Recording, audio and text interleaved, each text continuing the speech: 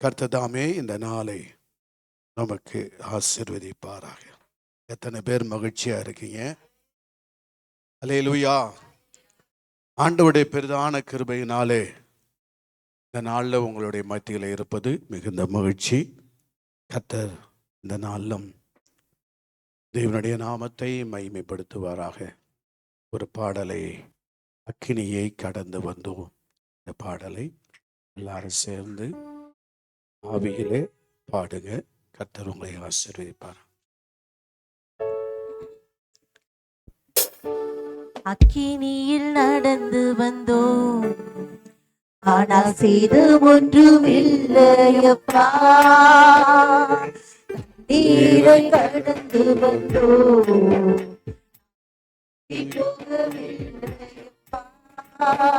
உங்கள்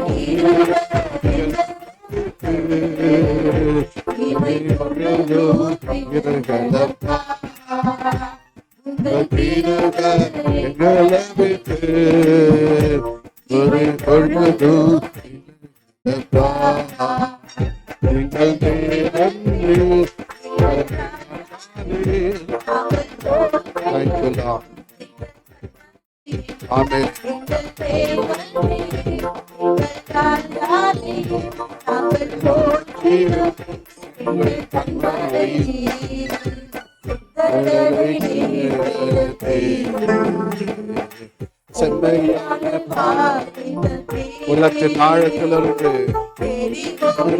கொட்டைகளை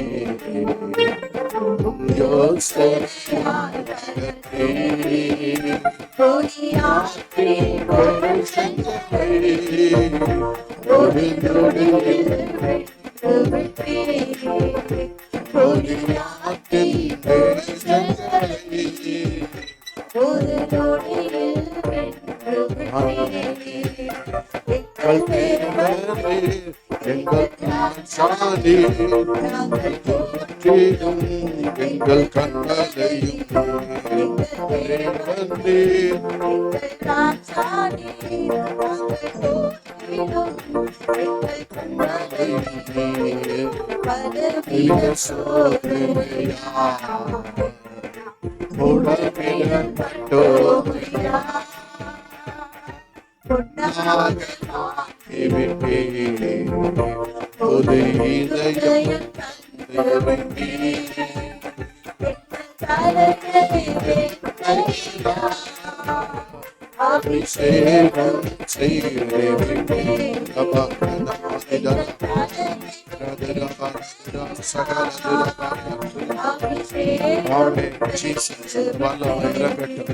மகிமை இறங்கட்டும்.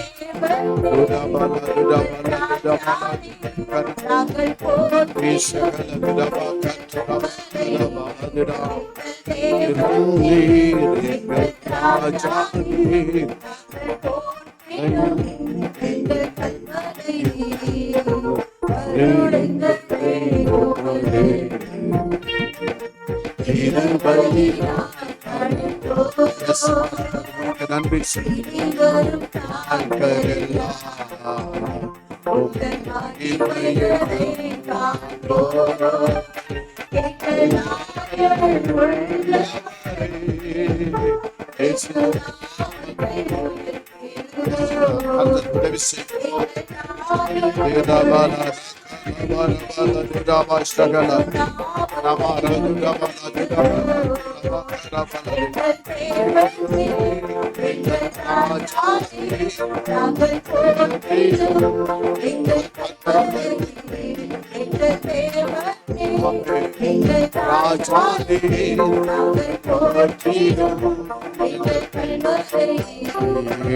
அக்கினியை கடந்து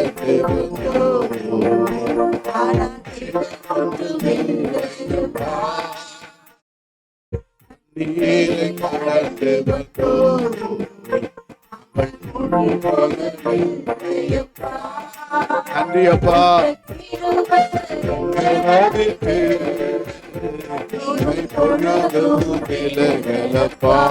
ஆமென். எங்கள்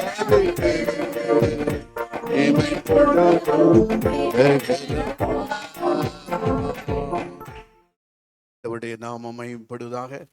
எத்தனை பேர் நான் அக்கினியெல்லாம் கடந்து வந்தேன், போராட்டத்தை கடந்து வந்திருக்கிறேன், மரண பள்ளத்தாக்க கடந்து வந்திருக்கிறேன், துன்பத்தை கடந்து வந்திருக்கிற, கண்ணீரை கடந்து வந்திருக்கிற, உபத்திரத்தின் பாதையில கடந்து வந்திருக்கிற, ஆண்டவருடைய கிருபை என்னை விட்டு விலகவே இல்லை.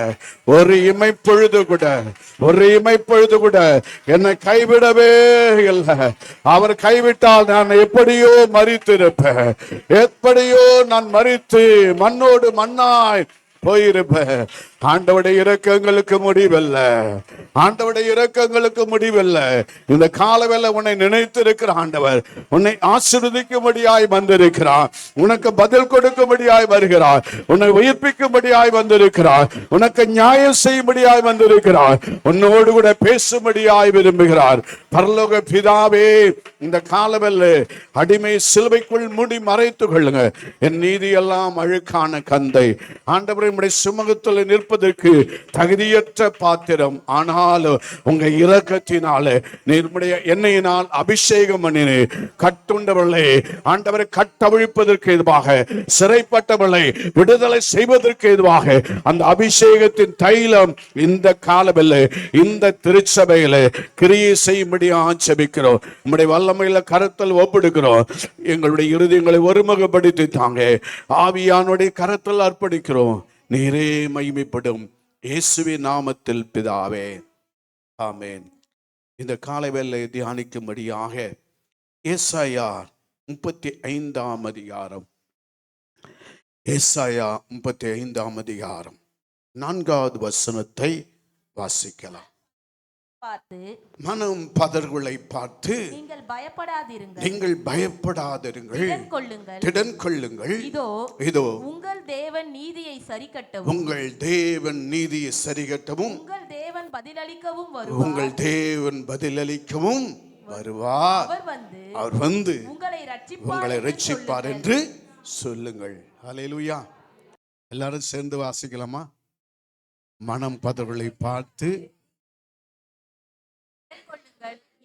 உங்கள் தேவன் சரிக்கட்டவும், உங்கள் தேவன் பதிலளிக்கவும் வருவார். அவர் வந்து உங்களை ரட்சிப்பார் என்று சொல்லுங்கள். ஆமென். ஹல்லேலூயா. நீங்கள்ங்கிற இடத்துல உங்க பேரை போட்டு படிங்கள. நீங்கள்ங்கிற இடத்துல உங்க பேரை போட்டு படிங்க. பார்த்து பயப்படாதீர்கள்.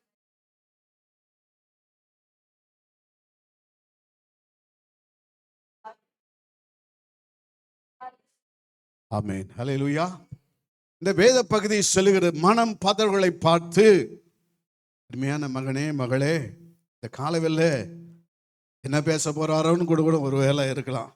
வீட்டுக்காரர் குடிகாரா இருக்காரு, சபைக்கு விட்டு போனா என்ன நடக்கும்னு நினைக்கலாம். ஐயோ இந்த பிள்ளை சரியில்லையே, இந்த பிள்ளைனுடைய வாழ்க்கை இப்படி இருக்குதே, கேள்விக்குறியான ஒரு நிலையா இருக்கலாம். இல்ல மனைவி குறித்ததான ஒரு கேள்விக்குறியா இருக்கலாம். இல்ல வேலையை குறித்ததான உனக்கு மனம் பதற்றத்தோடு கூட வந்திருக்கலாம். எதிர்காலத்தை குறித்து ஒரு வேலை மனம் பதற்றத்தோடு இருக்கலாம். இந்த செக்கப் போயிருக்கிறேன், என்ன நடக்குமோ, என்ன டெஸ்ட் வருமோ என்று பயந்து கொண்டு இருக்கலாம். நீ எதை குறித்து கவலைப்படாத. ஆமென் சொல்லுங்களேன். ஹல்லேலூயா. ஆண்டவருடைய நாமம் மகிமைப்படுவதாக. இந்த காலவெல்ல உங்களை என்னை பார்த்து ஆண்டவர் சொல்லுகிற ஒரு காரியம், மனம் பதர்களை பார்த்து.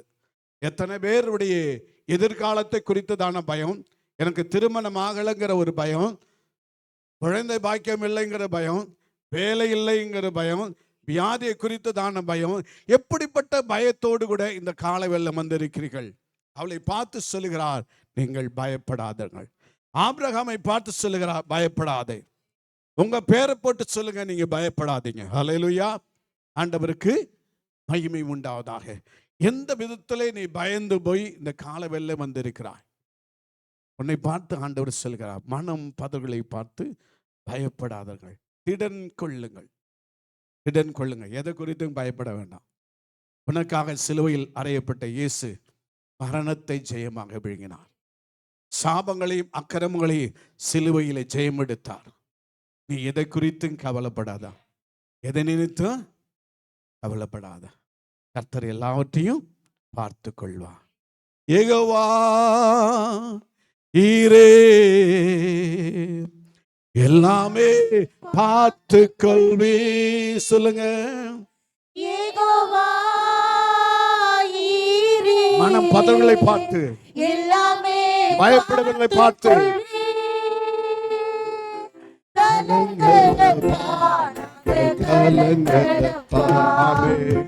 கலங்கலப்பா, கலங்கலப்பா, நாமம் என் புகலிடமே, கருத்தோடு துதித்திடுவே. கர்த்தர் நாமம் என் புகலிடமே, கருத்தோடு துதித்திடுவே.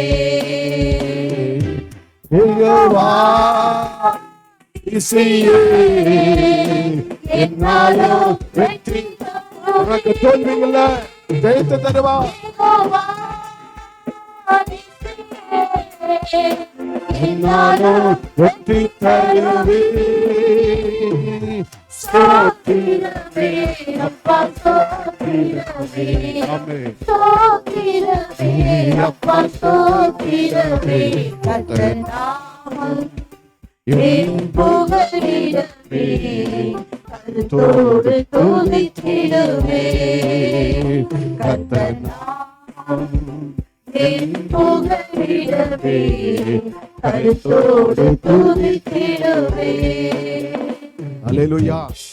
யெகோவா ஈரே, எல்லாவற்றையும் பார்த்து கொள்வார். மனம் பதறுகிற உன்னை பார்த்து சொல்கிறார், உனக்காக யாவையும் செய்து முடிக்கிற உன்னுடைய பரிசுத்த ஆவியார் உன்னோடு கூட இருக்கிறார். நீ பயப்படவே தேவையில்லை.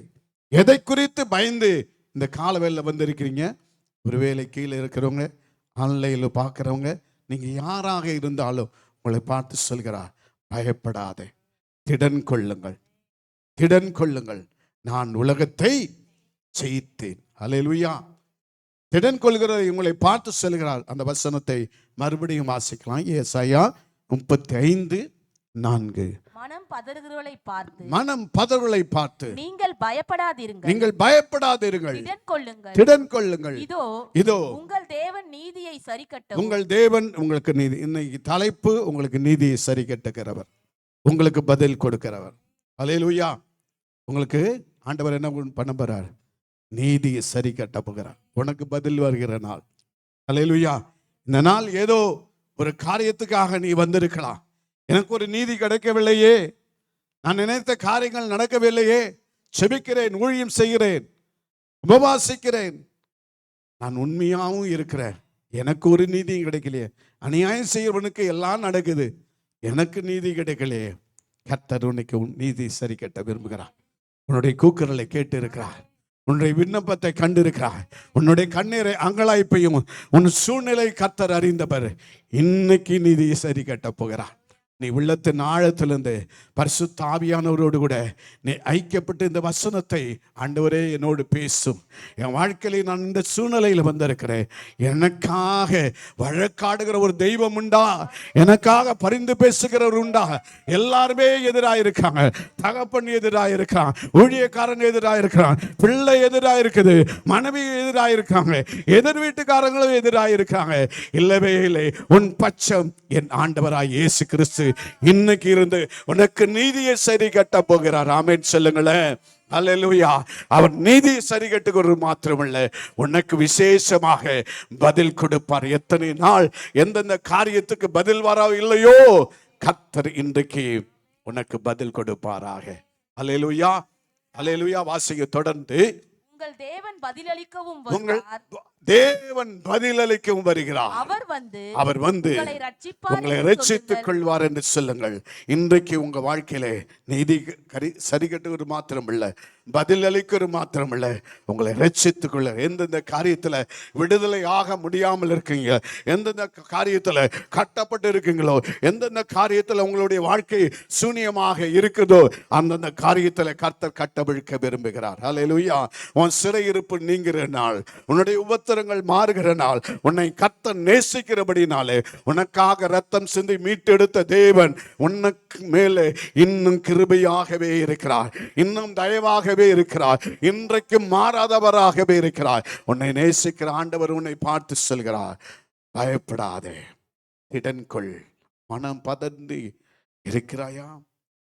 என் வாழ்க்கை நிலைமை எப்படி இருக்குது? இத்தனை நாள் ஓடிக்கொண்டிருக்குது, என்ன நடக்குமோ? எதிர்காலத்தை குறித்து பயம். எதை குறித்து பயப்படாது, இடன்கொள். வாசிங்கள் ஏசாயா 34:8 வாசிங்கள். அது கர்த்தர் பழிவாங்கும் நாள், கர்த்தர் பழி வாங்குற நாள், சீயோனுடைய வழக்கு நிமித்தம் பதிலளிக்கும் வருஷம். பதில் அளிக்கிற வருஷம். உனக்கு பதில் அளிக்கிற போகிறார் கர்த்தர். உன் நிமித்தம் வழக்காட போகிறார். அருமையான மகனே, உன் வழக்குகளை யாரும் தீர்த்து வைக்க முடியல. அந்த கட்டை எடுத்து யாரும் பார்க்கல. ஜட்ஜ்மெண்ட்டுக்கு சில நேரத்தில் வழக்கு போச்சுன்னா வருட கணக்காக போயிட்டே இருக்கும். 10 வருஷம் 15 வருஷம் அவன் செத்தே போவான். ஆனால் நீதிமன்றம் விசாரிக்காது. ஆனால் உன்னுடைய வழக்கு எத்தனை ஆண்டுகள் போயிருந்தாலும் அந்த வழக்கை சீயோனுக்காக, தேவ பிள்ளையே, உனக்காக உன்னுடைய ஆண்டவர் உனக்காக வழக்காட விரும்புகிறார், உனக்காக பரிந்து பேச விரும்புகிறார். உன் சூழ்நிலையை மாற்றி இன்னைக்கு அதை விசாரிக்க விரும்புகிறார். இன்னைக்கு உன் கட்டு எடுக்கப்படுகிறது. உன் நிலைமையை கர்த்தர் ஆராய்ந்து அறிகிறவர். உனக்காக பரிந்து பேச விரும்புகிறார், உனக்காக வழக்காடி உனக்கு நீதி செய்ய விரும்புகிறார். இத்தனை நாளும் இத்தனை நாட்களும் உன்னுடைய வாழ்க்கையிலே எந்த விதமான பதில் இல்லை. கிணத்துல போட்ட கல்லு போல இருக்குது. ஒரு பதிலும் அல்ல, ஒரு பதிலும் அல்ல. ஆனால் இன்றைக்கு உன் சூழ்நிலையை மாற்றி கர்த்தர் உன்னை நினைத்து இருக்கிறார். அல்லேலூயா. உன்னுடைய காரியம் என்ன? உன்னுடைய பிரச்சனை என்ன? உன் நெருக்கங்கள் என்ன? நீ உனக்காக எதற்காக கர்த்தர் வழக்காட விரும்புகிறார்? நீ செய்த பாவங்கள் உனக்கு முன்ன நின்றுக்கிட்டு பயமுறுத்திக்கிட்டு இருக்குல்ல. மற்றவங்களை பார்த்த உடனே பிரசங்க சில நேரத்தில் பண்ண உடனே இந்த காரியம் உன்னை பயமுடுத்துது இல்லவா? இன்றைக்கு ஆண்டவருடைய சமூகத்தில் உன்னை ஆராய்ந்து அர்ப்பணித்துக்கொள். சீயோனுக்காக வழக்காட போகிறார். வேதம் சொல்லுது, ஓசியாவின் தீர்க்க தரிசன புஸ்தகம் 12ஆம் அதிகாரம் ஒரு வசனம் இருக்குன்னு நினைக்கிறேன், பாருங்க. யூதாவுக்காக கர்த்தருக்கு வழக்கு இருக்கிறது. யூதாவுக்கு ஒரு வழக்கு இருக்குது. அவர் யாக்கோபை அவன் வழிகளுக்கு தக்கதாக, அவனுடைய வழிகளுக்கு தக்கதாக போகிறார், விசாரிக்க போகிறார். கிரியைகளுக்கு தக்கதாக, அவன் கிரியைகளுக்கு தக்கதான அவனுக்கு நீதியை சரி கட்ட போகிறார். யூதாவே, அருமையான மகனே, கர்த்தர் உனக்காக வழக்காட இருக்கிறார், உனக்காக வழக்காட இருக்கிறார். ஆனா உன் வழி சரியில்லையே, உன்னுடைய சூழ்நிலை சரியில்லையே. உனக்காக பரிந்து பேச ஆயத்தமாயிருக்கிறார், உன் காரியத்தை விசாரிக்க ஆயத்தமாயிருக்கிறார். வழி விலகி போகிறவர்களாய் இருக்கிறோம். தேவனுடைய வழி இன்னதென்று அறிந்து கொள்ளுங்கள் என்று வேதம் சொல்லுகிறது. அவருடைய சத்தியத்தின் பாதையிலே நடக்க வேண்டும் என்று சொல்லுகிறது. நான் உனக்கு போதித்து நடக்க வேண்டிய வழிகளை உன்னை நடத்துகிற உன் தேவனாய் கர்த்தர் என்று வேதம் சொல்லுகிறது. உன் வழியை சீர் தூக்கி பார். இன்னைக்கு உனக்காக வழக்காடுவார். உன்னுடைய வழியை ஆண்டவரிடத்தில் ஒப்புடுத்து விட, உன் வழியை கர்த்தருக்கு ஒப்புவிடு. இன்னைக்கு காரியத்தை வாக்கி செய்வார். உன் வழியை கர்த்தருக்கு கொடுத்து விடு, காரியத்தை வாய்க்கு செய்வா. புரியுதா? பார்த்துதான் வழியை கர்த்தருக்கு ஒப்பு கொடுத்து விடு, காரியத்தை வாய்க்கு செய்வார். அல்லேலூயா. ஆண்டவருடைய நாமம். உன் வழியை கர்த்தருக்கு ஒப்பிடு, அவரே காரியத்தை வாக்கி செய்வார். மோசேக்கு வழியை காண்பித்தவர் உனக்கு வழியை காண்பிக்கிறார். அநேக விதத்திலே போதகர் மூலமாக உனக்கு அறிவிக்கப்பட்டது, சத்தியத்தை உனக்கு கொடுக்கப்பட்டது. ஆனா அந்த வழியை விட்டு சுயமான நீ மாமிசத்தின்படி எடுக்கிற எல்லா தீர்வும் உனக்காக வழக்காட முடியாது. உனக்காக வழக்காடுகிற உன் தேவன் நீதிபரர், அவர் பரிசுத்தம் உள்ளவர், அவர் நீதி உள்ளவர். யூதாவே, இன்னைக்கு கர்த்தர் உனக்காக வழக்காட விரும்புகிறார். மறுபடியும் அந்த வசனத்தை வாசிங்க. யூதாவோடும் கர்த்தருக்கு வழக்கு இருக்கிறது. வழக்கு இருக்கு, உனக்கு ஆண்டவருக்கு ஒரு வழக்கு இருக்கு. நீ செம்மையான வழியை விட்டு விலகி போனாய். உனக்கு எப்படி வழக்காடுவார்? உன்னை ஆசீர்வதிக்க விரும்புகிறார். ஆனால் தேவனுடைய சித்தத்தை செய்யல, அவருக்கு பயப்படல, அவரை உதாசீனப்படுத்துற, திருச்சபை உதாசீனப்படுத்த, பரிசுத்தவான்களை உதாசீனப்படுத்துற கர்த்தர் எப்படி உனக்காக வழக்காடுவார்? இன்னைக்கு உனக்கு நீதியை சரி கட்ட விரும்புகிறார். உன்னை கர்த்தர் நினைத்திருக்கிறார். இன்றைக்கு, நாளைக்குன்னு சொல்ல, இன்றைக்கே நீதி சரி கட்டுவார். அவர் யாக்கோபுக்கு வழிகளுக்கு தக்கதாக உன் வழியை சீர்தூக்கி பார். இன்னைக்கு ஒப்படுத்து விடு, கர்த்தருக்கு ஒப்படுத்து விடு.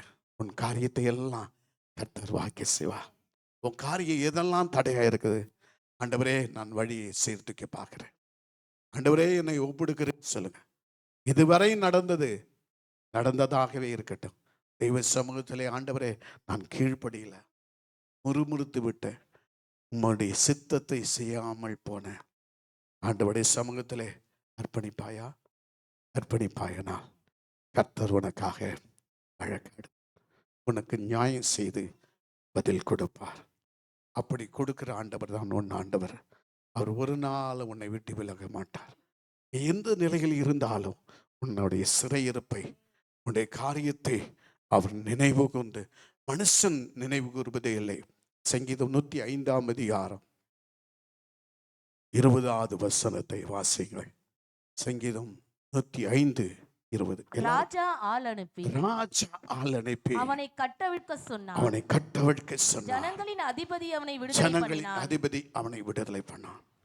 இந்த ராஜாவுடைய சமூகத்தில் இருந்த 2 பேர் சிறைச்சாலையில் இருந்தாங்க. அவனுக்கு யோசேப்பு என்ன காரியத்தை சொன்னானோ அப்படியே நடந்தது. ஆனால் அவன் மறந்து விட்டான்.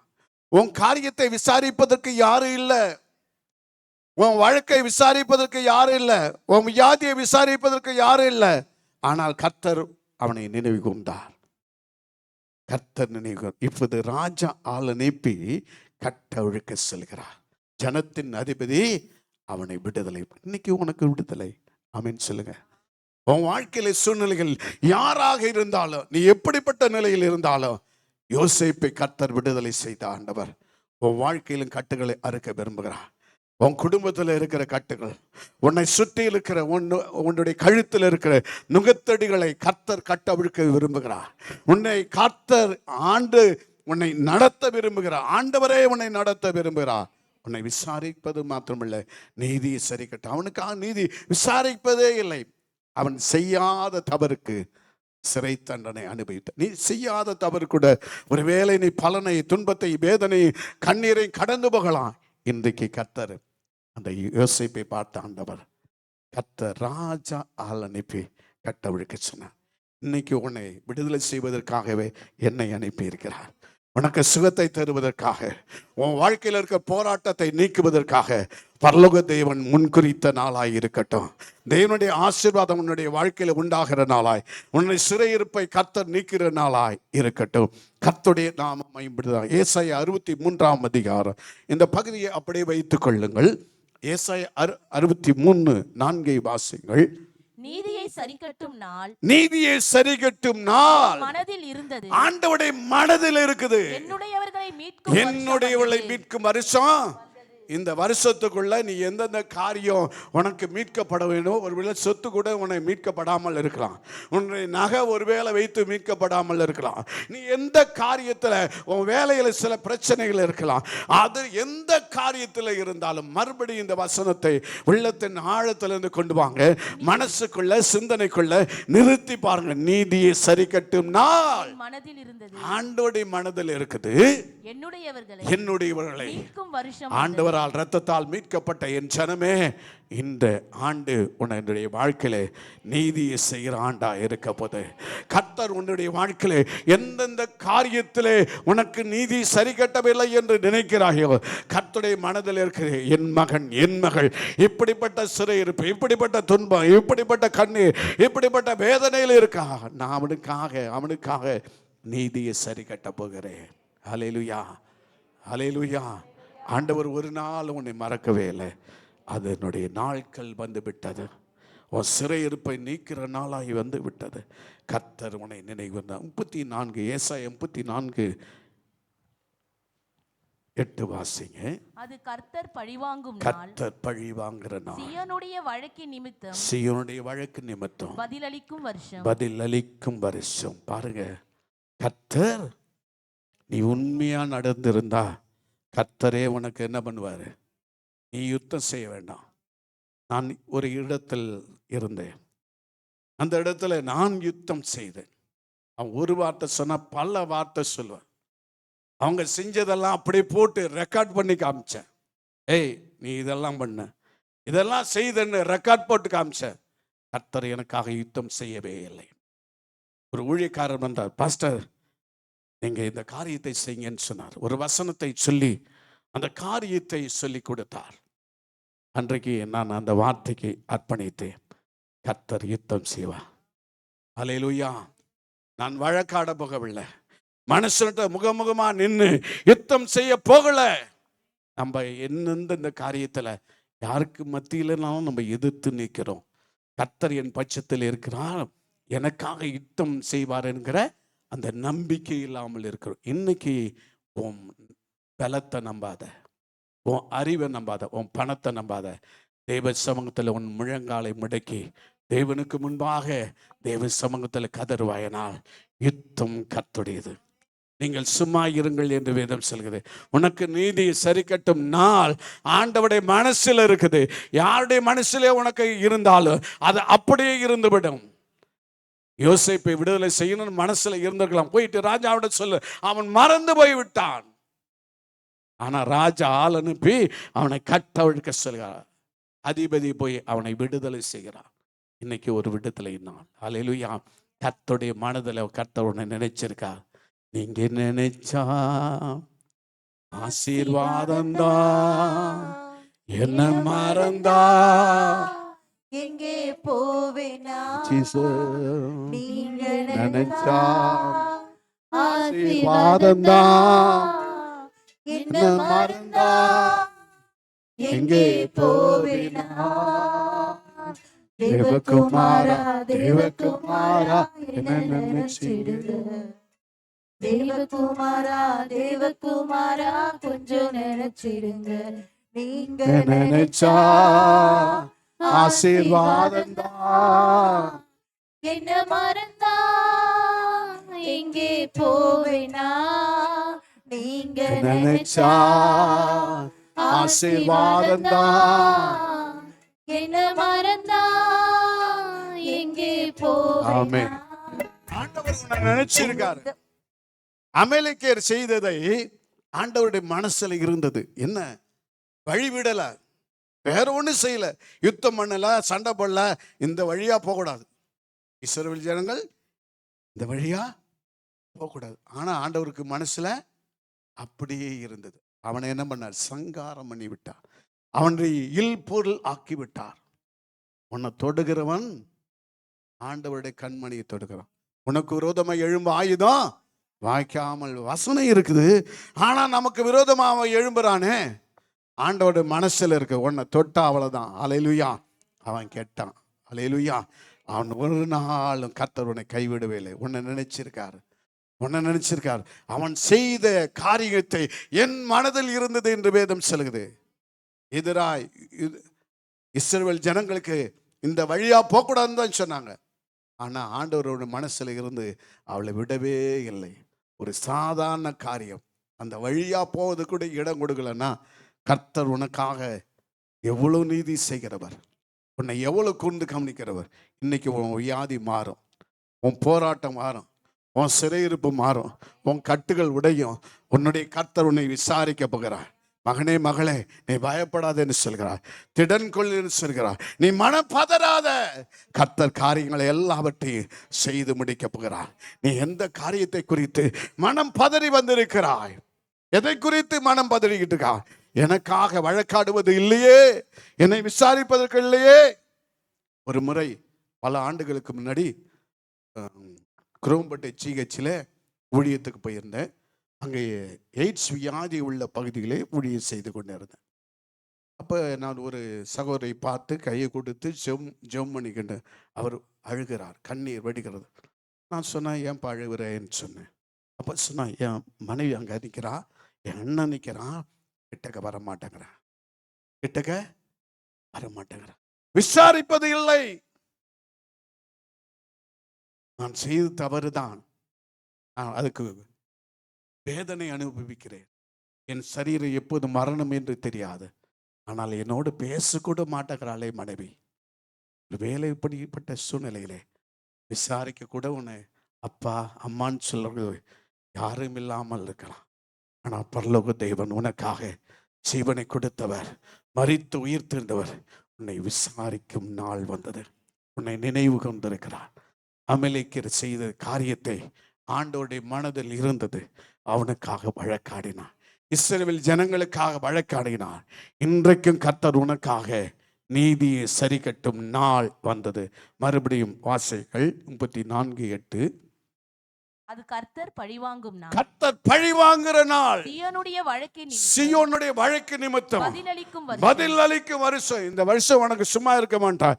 நீ உண்மையாய் கர்த்தருக்கு பயந்து நடப்பாயினால், வேத வசனத்துக்கு கீழ்ப்படிவாயினால், ஊழியக்காரர் சொல்லுகிற வார்த்தைக்கு அப்படியே நடப்பாயினால், கர்த்தரே உனக்கு இந்த வருஷத்துல எந்தெந்த காரியம் ஜெயமில்லாமல் இருக்கலாம், எந்தெந்த காரியம் மீட்கப்படாமல் இருக்கலாம், எத்தனையோ ஆண்டுகள் உருண்டோடிக்கலாம், கர்த்தர் அதையெல்லாம் மீட்கப்படுவார். அல்லேலூயா.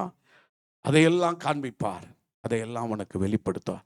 சில காரியங்கள் சில நேரத்தில் வெளிப்படாது, சில காரியங்கள் உனக்கு தெரியாது, ஆனால் சரியான நேரத்தில் வெளிப்படுவது.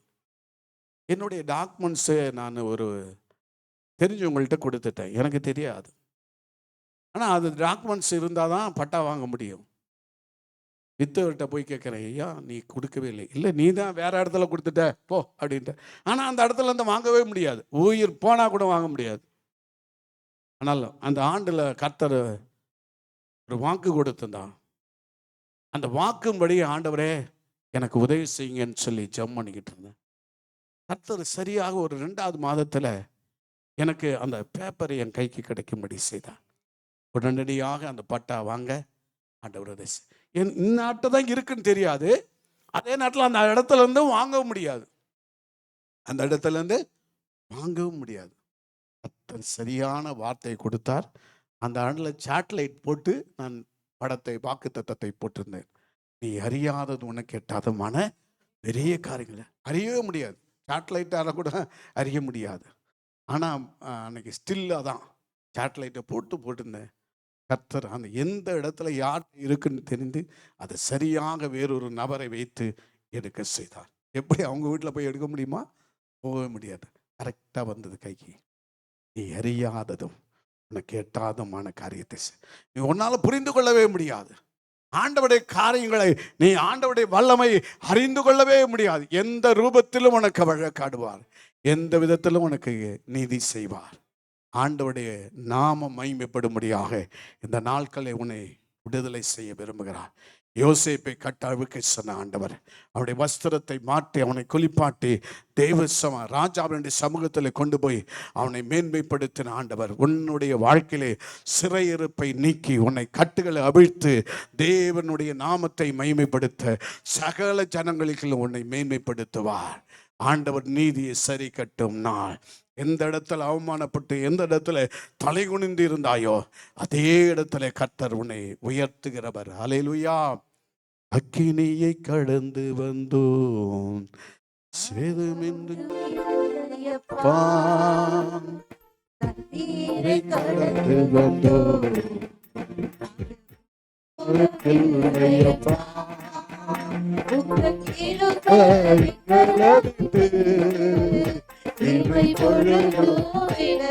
ஆண்டவருடைய கிருபை இல்லாம நீ வாழ முடியாது.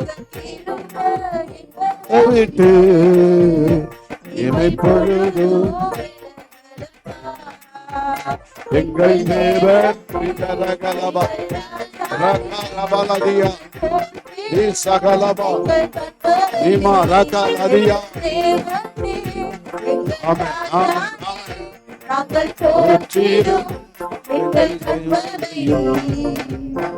அல்லேலூயா. கர்த்தர் உனக்கு நீதியை சரி கட்ட போகிறார். அது இந்த ஆண்டு. இன்னும் எத்தனை மாதம் இருக்கு? 5 மாதம் இருக்குது. 7வது மாதம் முடிய போகுது. 5 மாதத்துக்குள்ள ஒருவேளை இன்னைக்கு கர்த்தர் அந்த கட்டை எடுத்து உனக்காக வழக்காடலாம், உனக்காக உதவி செய்யலாம், உன்னை விசாரிக்கலாம், உன் சூழ்நிலையில மாற்றலாம். தேவன் தம்முடைய நியமித்த ஒரு காரியம் தடைபடாது. உபாகமும் 32ஆம் அதிகாரம் 35வது வசனத்தை வாசிங்க. பழிவாங்குவதும் பழி வாங்கவும் பதிலளிப்பதும் பதிலளிக்கவும் எனக்கு உரியது. எனக்கு உரியது. ஏற்ற காலத்தில் ஏற்ற காலத்திலே அவர்களுடைய கால் தள்ளாடும். உன் கால் தள்ளாடும். அவர்களுடைய ஆபத்து நாள் சமீபமாய் ஆபத்து நாள் செய்யுமா இருக்குது. அவர்களுக்கு நேரிடும் காரியங்கள் தீவிரித்து வரும். ஆமென். ஆபத்து வரும்னு சொன்னாங்க. யார் சொன்னது? பாஸ்டர் என்ன சொன்னாங்க? சொன்னாங்களா சொல்லியா? ரெக்கார்ட் இருக்கா? ஆமென். ரெக்கார்டில் தான் இருக்குன்னு நினைக்கிறேன். ஹல்லேலூயா. உனக்கு ஆபத்து வரும், போராட்டம் வரும், பிரச்சனை வரும். மறுபடி வாசிங்க. பழி வாங்குவதும் பழி வாங்குவதும் பதிலளிப்பதும் எனக்கு உரியது. எனக்கு ஆண்டவருக்கு உரியது. நீ சும்மா இரு, முழங்கால் முடக்கு, தெய்வ சமூகத்தில் உன் கையை உயர்த்தி அறிக்கையிட்டு கொண்டே இரு. அந்த காரியத்துக்காக இல்லை, மற்றவங்க எத்தனையோ பேர் சிறைப்பட்டிருக்காங்க, எத்தனையோ பேர் கட்டப்பட்டிருக்காங்க. கர்த்தர் உனக்காக யுத்தம் செய்வார். ஹல்லேலூயா.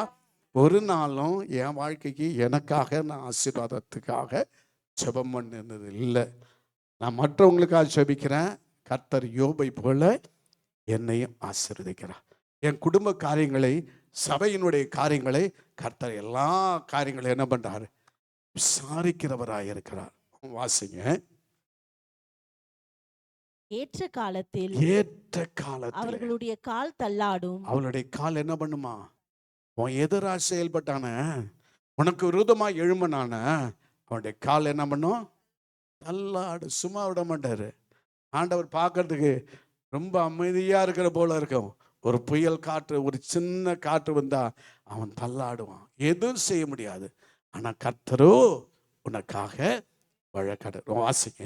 அவர்களுடைய ஆபத்து நாள் சமீபமாய். அவனுக்கு ஆபத்து சீக்கிரம் வர, அதனால் சந்தோஷப்படாத. அவனுக்கு ஆபத்து வர்றதுனால சந்தோஷப்படாது. ஆண்டவரே எப்படி ஆகில இருந்துச்சுங்க. வேதம் சொல்லுது, துன்மார்க்கன் சாகிறது எவ்வளவு எனக்கு பிரியமில்லை, அவன் என்னிடமாய் திரும்பினால் அல்லவோ என்னுடைய பிரியம் அவன் மேல் இருக்கும் என்று வேதம் சொல்லுது. அப்ப துன்மார்க்கனோட சாகிறது ஆண்டவருக்கு விருப்பம் இல்லை.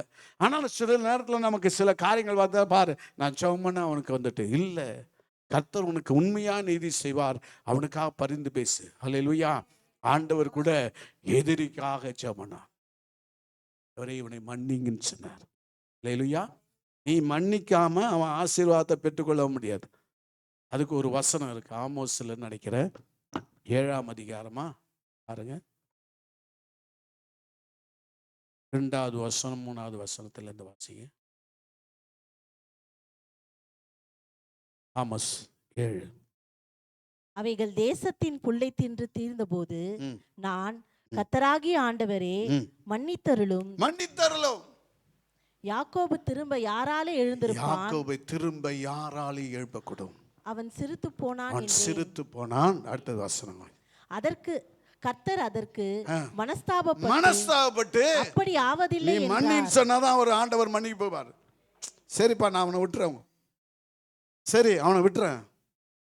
அழகாத சில நேரத்தில் ஊழியக்காரன் நிறைய உங்களுக்காக எனக்காக பரிந்து பேசிக்கிட்டு இருக்காங்க. அவங்க மன்னிங்கன்னு சொன்னாதான் மன்னிக்க முடியும். கடந்த நாட்களே இப்படி ஒரு ஊழியருடைய சாட்சி கேட்டேன். அவர் பைபிள் காலேஜில் படிக்கிறார். படிக்கும்போது ஆகாரம் கொடுக்க வேண்டியது ஒவ்வொரு நாளும் ஒவ்வொருவருக்கும் உண்டான காரியம். அவருக்கு ரசம் கொடுக்கணுமா, அந்த ரசம் கொடுக்கறதுக்கு ஸ்பூன் போல இருக்குதான், அதில் அள்ளி ஊற்ற முடியல. வேற கேட்குறாரு, கொடுக்க முடியாதுன்ட்டாங்க. அவர் என்ன பண்ணுறார், கோவப்பட்டு அதை தூக்கி எறிஞ்சிட்டார், வளைச்சி தூக்கி எறிஞ்சிட்டார். டீச்சர் வராரு, இது என்னப்பா யார்ப்பா போட்டதுன்னு எல்லாத்தையும் விசாரிக்கிறார். உன்னை கூப்பிட்றாரு, என்ன இப்படி பண்ணிட்டியே, சரி அதை சரி பண்ணு. இந்த மோசே ஒரு நாளும் நான் கீழே போட்டதை எடுக்க முடியாதுன்ட்டார். அவருடைய ஊழியர் 50 பேர் இருக்காங்க ஸ்டூடெண்ட். ஒரு டீச்சர் சொல்லி அவருக்கு செய்யலை, துக்கமாக இருந்ததாம். அவர் ஊழியத்துக்கு வந்து விட்டார். ஊழியத்துக்கு வந்து, நான் சுருக்கமாக சொல்கிறேன், கதையா நேரத்தை சொல்ல டைம் கருதி. அப்போ அந்த மனுஷனுடைய ஒரு நாள் ஆண்டவர் சொல்கிறாரு, என்னுடைய ஊழியத்தில் வளர்ச்சி இல்லைப்பா, எனக்கு உதவி செய்யுங்கன்னு சொல்லி கண்ணீரோடி செபிக்கிறார். 7 ஆண்டுகள் ஆயிடுச்சு. உன் ஊழியம் வளராதுன்னு ஆண்டவர் சொல்கிறார். உன் ஊழியம் வளராதுன்னு சொல்கிறான். உடனே அவர் என்ன பண்ணுறாராம், என்ன ஆண்டவர் கண்ணீரோடு கூட அவர் ஜெபித்து கொண்டார். என்ன ரகசியம் சொல்லுங்கப்பா, என்ன ரகசியம் சொல்லுங்க, நான் என்ன தவறு செய். நீ போயிட்டு அந்த ஊழியக்காட்ட அந்த மன்னிப்புகள். ஆனா அவங்க 2 பேரும் திக்காதான் இருக்காங்க. அன்றையோட சம்பவம் அந்த ஆசிரியர் சொல்லி அவர் செய்யல. அதுக்கப்புறம் 2 பேர் திக்காதான் இருக்காங்க, பேசிக்கிட்டு தான் இருக்காங்க. ஆனால் கர்த்தர் மனசுல வைத்திருந்து அந்த ஊழியக்காரருடைய சஞ்சலத்தை பார்த்தியா, அவருடைய மனம் பாரத்தை 52 பேர் மத்தியில நீ அவமானப்படுத்தி விட்டா, சொன்னதை கீழ்ப்படியில. இவர் போய் காலில் விழுந்து அதிகாலையில் 4 மணிக்கு தட்டி காலில் விழுந்து அழுகிறார். என்னை மன்னிச்சிடுங்கய்யா. அப்ப சொல்றார், நான் உன்னை ஆசீர்வதிப்பேன். ஆண்டவருடைய மனசுல இருக்குது. உன்னை ஆசீர்வதிக்கணும்னா யாரிடத்திலும் மனம் வருத்தத்தோடு நடந்து கொள்ளக்கூடாது. ஊழிய காலத்துல மன வருத்தத்தோடு, ஊழிய காலத்துல அப்படி தவறு செய்திருக்கலாம், மன்னிப்பு கேட்டு பழகி கொள்ளுங்கள். ஒருவேளை நீங்கள் மற்றவிடத்துல முகாந்திரம் இல்லாமல் அவளை குற்றப்படுத்தி ஏதாவது அநியாயம் செய்தீர்களால் மன்னிப்பு கேட்டுருங்க. ஒருவேளை அவங்க உண்மையாய் நீங்க உண்மையாய் இருந்து அவங்க தவறு செய்திருந்தால் அந்த தவறை அவங்க வாழ்க்கையிலே நீங்கன்னா நீ மன்னின்னு சொல்லி ஜெபம் பண்ணாதான் ஆண்டவர் ஆசீர்வதிப்பார். கர்த்தர் அதுல மனசுல இன்னைக்கு மறுபடியும் அந்த வசனத்தை வாசிங்க. கர்த்தர் அதற்கு மனஸ்தாபப்பட்டு, கர்த்தரே மனஸ்தாபப்பட்டு அப்படி ஆவதில்லை என்றார். அப்படி ஆவதில்லை என்று சொல்கிறார். கர்த்தராகிய ஆண்டவர் எனக்கு கர்த்தராகிய ஆண்டவரே எனக்கு காண்பித்ததாவது, எனக்கு காண்பித்ததாவது, இதோ இதோ அக்கினியாலே நியாயம் விசாரிப்பேன், அக்கினியாலே நியாயம் விசாரிப்பேன். கர்த்தராகிய ஆண்டவர் ஏற்பட்டார். அது மகா ஆழியை மகா ஆழியை பட்சித்தது, ஒரு பங்கை பட்சித்தது. பாருங்க, யாக்கோபு சிரித்து போனான், யார் எழுப்பக்கூடும்? ஆண்டவரே மன்னித்தரலன்னு கேட்கிறான். நீ மன்னிச்சாதான் மற்றவங்க மன்னிக்க முடியும். ஊழியக்காரன் மன்னிச்சாதான் உங்க வாழ்க்கையில நீ என்னதான் பணக்காரனாயிரு, என்னதான் ஜெபம் பண்ணு, ஊழியக்காரன் மன்னித்தாதான் சில நேரத்துல நீங்க ஆசீர்வதிக்க முடியும். அவங்க துக்கப்படுத்த விடக்கூடாது. பிள்ளைகள் தாய் தகப்பனை துக்கப்படுத்தக்கூடாது. நன்றாக கவனித்துக் கொள்ளுங்கள். வாலிப பிள்ளைகள் தாய் தகப்பனை துக்கப்படுத்தக்கூடாது. நீ துக்கப்படுத்தினா வாழ்நாளெல்லாம் நீ எவ்வளவு கொடி சொன்னார்களா, கர்த்தருடைய ஆசீர்வாதம் உன் சிரசில வந்து தங்காது, உன் வாழ்க்கையில அது சந்ததியில வந்து தங்காது. கர்த்தர் உன்னை மன்னிக்கணும். உன் தகப்பன் தாயும் உன்னை மன்னிக்கணும். பாகம் 32க்கு நாம் திருப்பிக் கொள்வோம். 35வது வசனத்தை மறுபடியும் வாசிக்கலாம். பழி வாங்குவதும் பதில் அளிப்பதும் எனக்கு உரியது. ஏற்ற காலத்தில் அவருடைய கால் தள்ளாடும், ஏற்ற காலத்தில் அவனுடைய கால் தள்ளாடும். அவருடைய ஆபத்து நாள் சமீபமா இருக்கு, ஆபத்து சமீபமா இருக்குது. அவளுக்கு நேரிடும் காரியங்கள் தீவிரித்து வரும். அதனால ஜாக்கிரதையாயிருங்கள். இன்னைக்கு கர்த்தரே உனக்கு பதில் அளிப்பா.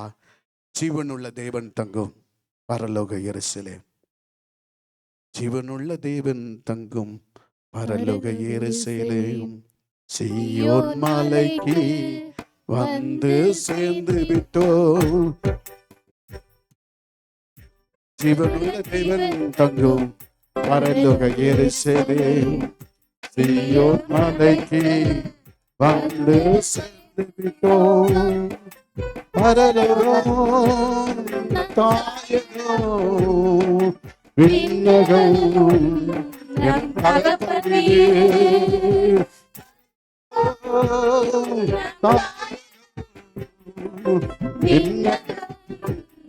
நம் தகப்பனே, ஜீவனுள்ள தேவன் பரலோக எருசலேம், சீயோன் மலைக்கு வந்து சேர்ந்து விட்டோம். ஜீவனுள்ள தேவன் தங்கும் பரலோக எருசலேம், சீயோன் மலைக்கு வந்து சேர்ந்து விட்டோம். கோடான கோடி தூதர் பாடி எங்கே துதிக்கின்றனர், கோடான கோடி தூதர் பாடி எங்கே துதிக்கின்றனர், என்று பாடி பாடி மகிழ்கின்றனர், பரிசுத்தரே என்று பாடி பாடி மகிழ்கின்றனர், பரிசுத்தர் பரிசுத்தர் தேவன், பரிசுத்தர் பரிசுத்தர் பரிசுத்தர் பரலோக தேவன் பரிசுத்த ஜீவனுள்ள தேவன் தங்கும் பரலோக எருசலேம் சீயோன் மலைக்கு வந்து சேர்ந்துவிட்டோம். ஜீவனுள்ள தேவன் தங்கும் பரலோக எருசலேம். பெயர்கள் எழுதப்பட்ட பெயர்கள் எழுதப்பட்ட தலைமையானவர்கள்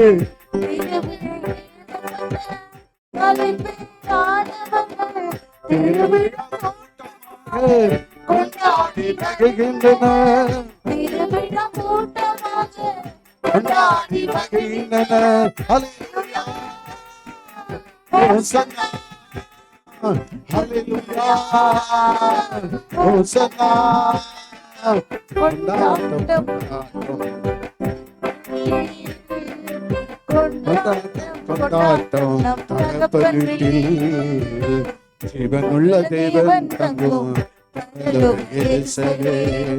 சீயோன் மலைக்கு வந்து சேர்த்து விட்டோம். ஜீவனுள்ள தேவன் தங்கும் பூரணமாக்கப்பட்ட சீயோன் மலைக்கு வந்து சேர்ந்து விட்டோம். பூரணமாக்கப்பட்ட நீதிமான்கள் ஆவி எங்கே? பூரணமாக்கப்பட்ட நீதிமன்றம் ஆவியிலே எல்லாருக்கும் நியாயாதிபதி எங்கே? எல்லாரும் நியாயத்திற்கும் நியாயாதிபதி எங்கே? நீதிபதி கர்த்தரே.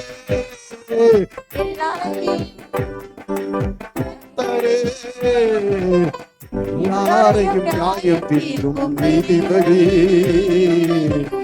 எல்லாரையும் நியாயம் தீர்க்கும் நீதிபதி. சிவனுள்ள தெய்வம் தங்கோ பரலோக எருசலேம்.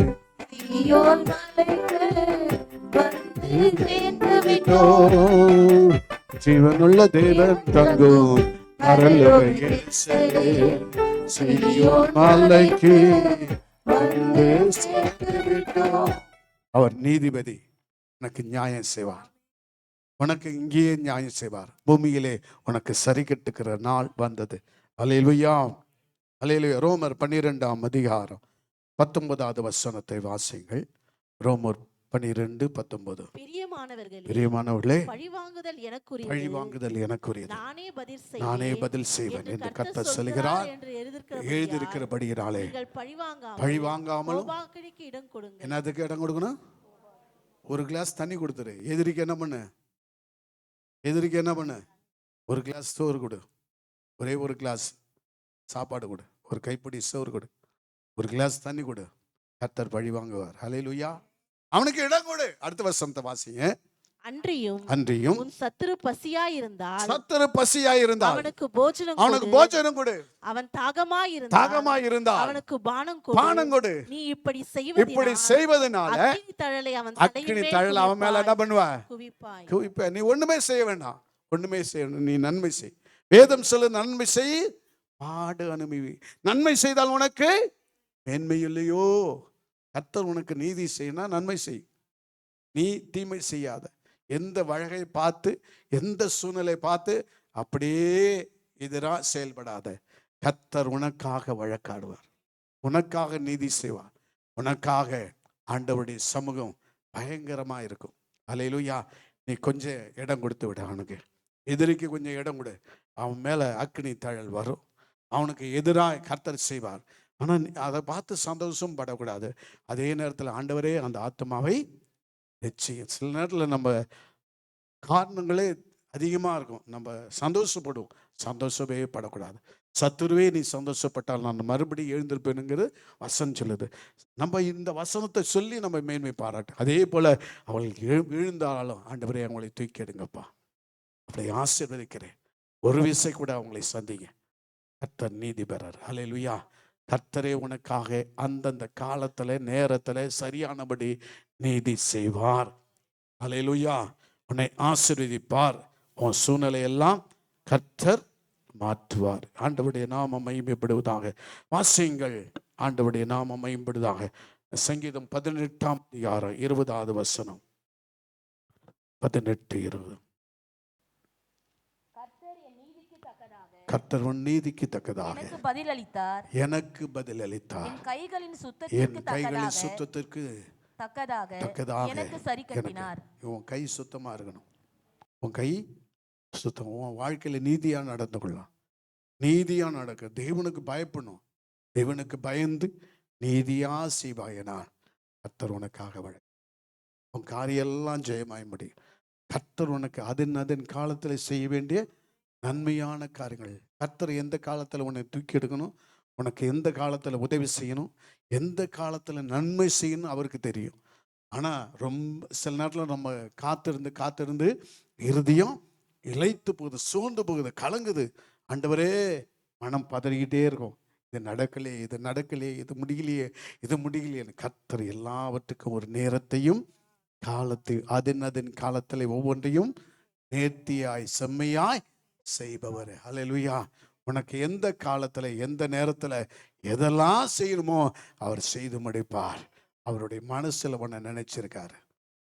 மனுஷன் நினைச்சா தப்பு, உனக்கு அழிவு. சில நேரத்தில் சில காரியங்கள் நடக்க தேசத்தில் அதெல்லாம் அழிவிலே கொண்டு போய்விடும். கர்த்தர் உன்னை நினைச்சா ஒரு நாளும் உன்னை கைவிடவே மாட்டார். இந்த காலவெல்ல கர்த்தர் உன்னை ஆசீர்வதிப்பாராக. வாசிக்கலாம். ஆண்டவருடைய நாள் நம்முடைய வாழ்க்கையிலே செய்யமாக இருக்கிறதுனால கர்த்தர் உன்னை ஆசீர்வதிப்பாராக. லூக்காவின் சுவிசேஷம் 1ஆம் அதிகாரம் 24வது வசனம்.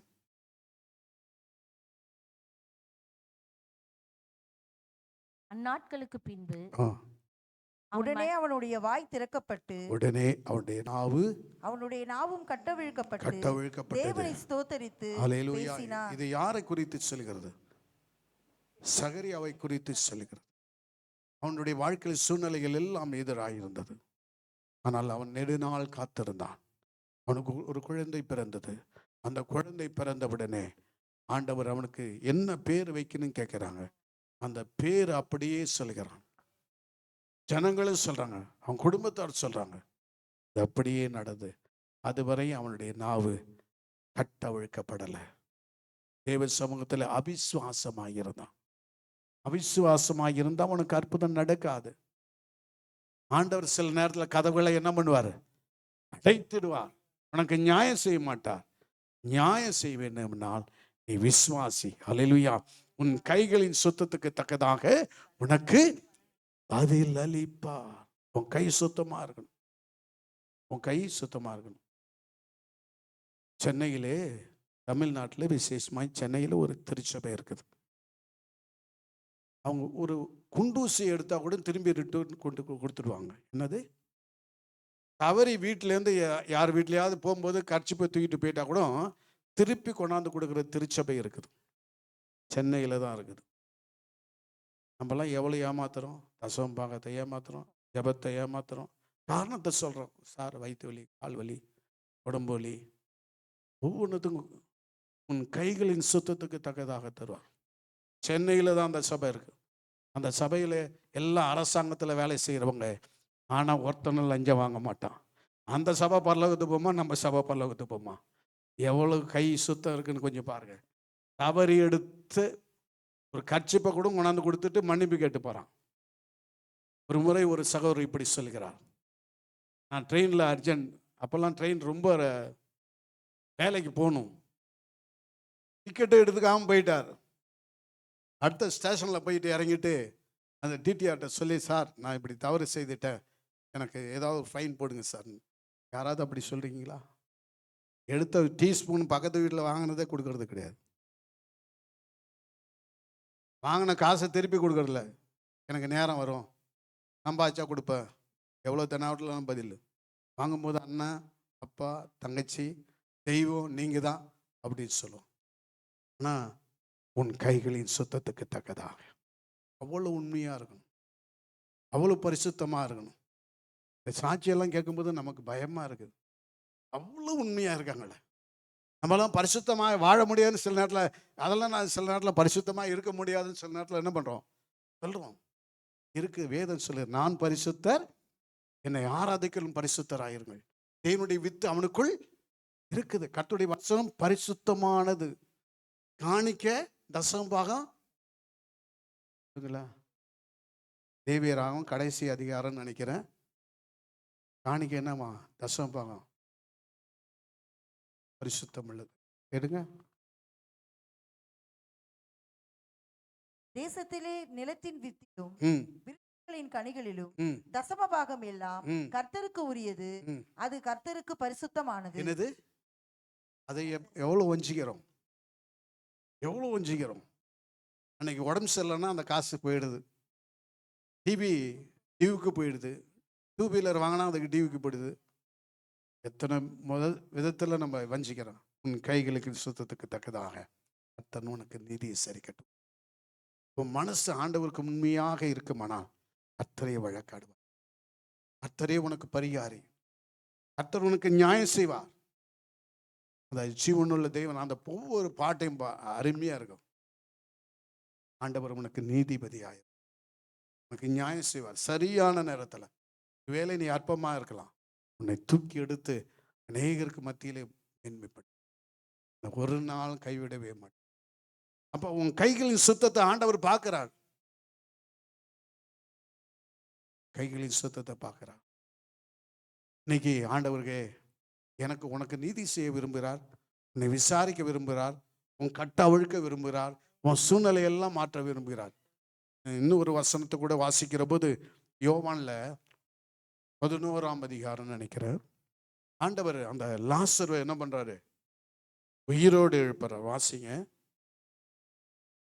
யோவான் 11 நினைக்கிறேன்.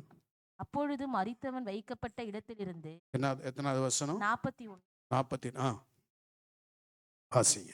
அப்பொழுது மரித்தவன் வைக்கப்பட்ட இடத்திலிருந்து கல்லை எடுத்து போட்டார்கள். கல்லை எடுத்து போட்டார்கள். இயேசு தம்முடைய கண்களை ஏறெடுத்து பிதாவே, நீர் எனக்கு செவி கொடுத்தபடியினால் உம்மை ஸ்தோத்தரிக்கிறேன். நீர் எப்பொழுதும் எனக்கு செவி கொடுக்கிறீர் என்று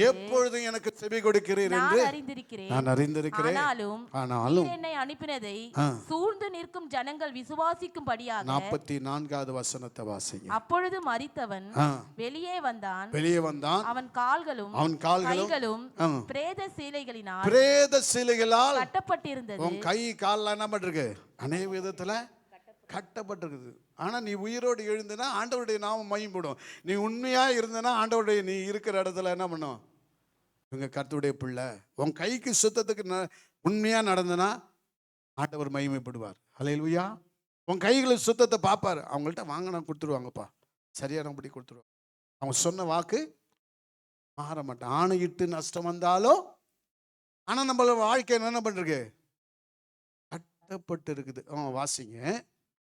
அவன் முகமும் அவருடைய முகமும் சீலையால் சுட்டப்பட்டிருந்தது. அவன் முகமும் அவன் கண்ணு கூட என்ன பண்ணு?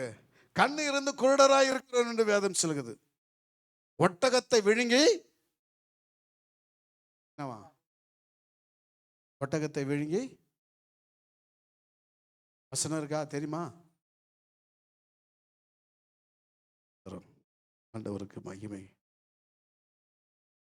மத்தேயுல இருக்க ஒரு வசனம். அவர்கள் என்ன பண்றாங்க? ஒட்டகத்தை விழுங்குறாங்களாம். சாதாரண காரியத்தை என்ன பண்றாங்களாம்? விட்டுறாங்களாம். ஒட்டகம் போடுங்க. அல்லேலூயா. அப்ப ஒட்டகத்தை விழுங்க என்ன பண்றாங்களாம்? சாதாரண காரியத்தை விட்டுறாங்களாம். நீ பெருசா இருக்கிற காரியத்தை, சின்ன காரியத்தை விழுங்கிறாங்க. ஆனா பெரிய பெரிய காரியத்தெல்லாம் விட்டுறாங்க. இப்படி இருக்க உன் கைகளின் சுத்தத்துக்கு தக்கதாக, உன் கைகளுக்கு தக்கதாக. வாசிங்க. எத்தனை அதிகாரம்? 18 19 24 19 24. மேலும் ஐஸ்வர்யவான் தேவனுடைய ராஜ்யத்தில் பிரவேசிப்பதை பார்க்கிலும் ஒட்டகமானது ஊசியின் காதிலே நுழைவது எளிதாயிருக்கும் என்று உங்களுக்கு அது இல்லை.